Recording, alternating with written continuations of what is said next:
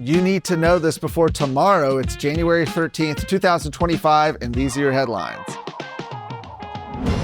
That's right. The legislative session in Austin starts tomorrow at noon, and concerns over a group of lawmakers connected to Texas House leadership and their mutual ties to Third Coast Bank resurfaced over this weekend, just right before the House is set to gavel in and elect its new speaker. So a little bit of background. This can get a little complicated. I'll try to make it as easy as possible. In late of 2019, Third Coast Bank acquired Heritage Bank, where former, now disgraced Speaker Dennis Bonnen had served as president, chairman, and CEO. Bonnen now currently sits on Third Coast's board of directors. Dade Phelan, the outgoing speaker right now, his brother, Lan Phelan, was a director of Third Coast from 2013 until at least 2016, according to filings with the Secretary of State. Additionally, a 2021 filing with the Securities and Exchange Commission revealed that the bank's Beaumont location was leased from Phelan's family investment firm. And his most recent financial reports also show he owns shares in Third Coast Bank. And those aren't the only connections. Last year, we reported additional connections between Third Coast Bank and some House members. State Representative Cody Harris was hired as Vice President of Business Development in 2021, shortly after Dade Phelan became Speaker. Interesting timing. Other lawmakers, including Representative Dustin Burrows, who's running for Speaker, were also found to own shares in the bank. Well, last night, Lieutenant Governor Dan Patrick unleashed a fiery critique on social media, accusing 5 key figures, Dade Phelan, Dennis Bonnen, Greg Bonnen, who's Dennis's brother and a current House member, Dustin Burrows, and Cody Harris, of running the Texas House like a personal business through a revolving door of leadership positions and shared financial interests. And while Lieutenant Governor Patrick acknowledged that these arrangements are not illegal, he argued they've created a closed system that sidelines dissenting members and punishes those who refuse to comply.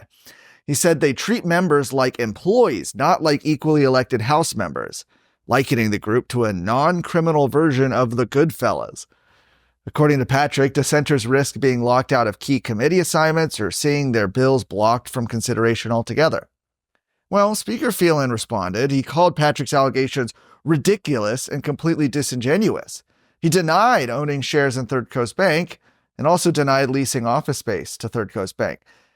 Patrick, however, accused Phelan of being dishonest shortly after. He pointed to Phelan's most recent personal financial statement filed in 2024, which showed him reported owning shares in at least 2023. That's the calendar year that the 2024 report covers.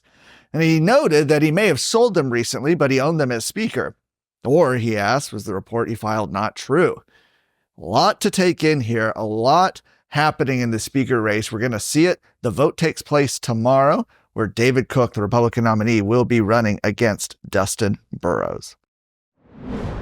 Members of the Texas House have reported that adversary-controlled entities have infiltrated school districts right here in Texas. They recommended that state lawmakers act during this upcoming legislative session. The report from a special Texas House committee stated that the presence of companies connected to foreign adversaries within K-12 education introduces potential pathways for undue influence, data exploitation, and long-term ideological manipulation. Committee members split the threats to Texas School District into 3 categories, starting with foreign-owned tutoring services. They named 2 well-known services, the Princeton Review and its affiliate Tutor.com. Both are owned by the Hong Kong-based Primavera Capital Group. The second category identified by the committee is cultural and educational exchanges. These exchanges were found to exist in multiple Texas government schools. They're called Confucius Institutes, though the CCP has been engaged in rebranding these programs over the last couple years. Third category is data exploitation risk. Now, they've recommended a ban on contracts with adversary-controlled entities, as well as additional oversight and scrutiny. Ever wonder where the money from the Texas Lottery really goes? Spoiler alert.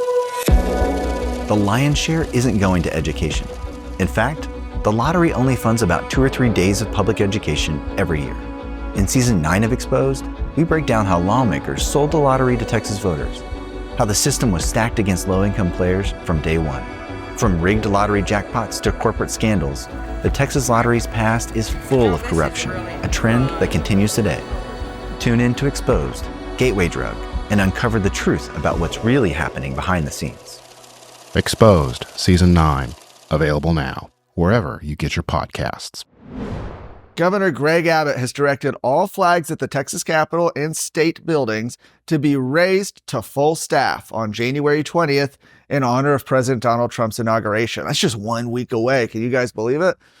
Well, Governor Abbott said that the decision aligns with federal guidelines, which call for the U.S. flag to be prominently displayed on significant occasions, such as the inauguration of a new president. The announcement follows the passing of former President Jimmy Carter. In accordance with federal protocol, the Biden administration had ordered flags to be flown at half-staff nationwide for 30 days. The overlap of this mourning period with the inauguration day sparked debate over whether flags should remain lowered or raised for the historic day. Well, in a statement, Governor Abbott addressed both the need to honor Carter's legacy and the significance of Inauguration Day as an important celebration for the country. And earlier this month, President Trump addressed the controversy surrounding the flag protocol on Truth Social.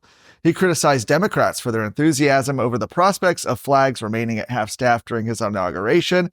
He wrote that because of the death of President Jimmy Carter, the flag may, for the first time ever during an inauguration of a future president, be at half-mast. Nobody wants to see this, and no American can be happy about it. For more of today's stories, go to TexasScorecard.com.